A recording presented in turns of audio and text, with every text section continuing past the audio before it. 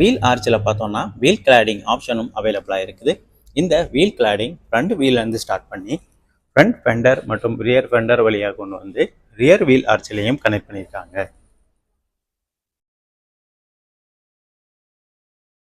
இந்த wheel cladding வண்டியோட full body எல்லா இடத்துலையுமே கனெக்ட் ஆகிற மாதிரி கொடுத்துருக்குறாங்க. வண்டியோட ரியர்லையும் ஒரு 165/70 R14 ரேடியல் டியூப்லெஸ் டயர் கொடுத்துருக்குறாங்க. முதலே சொன்ன மாதிரி ரியர் வீலுக்கு ட்ரம் பிரேக் யூஸ் பண்ணியிருக்கிறாங்க. ரியர் வீலோட சஸ்பென்ஷன் பார்த்தோம்னா டார்சன் பீம் சஸ்பென்ஷன் சிஸ்டம் தான் யூஸ் பண்ணியிருக்கிறாங்க. சிஎன்ஜி மற்றும் பெட்ரோலோட டேங்க் ஃபில்லிங் பைப்லைன்ஸை நம்ம இங்கே கிளியராக பார்க்கலாம்.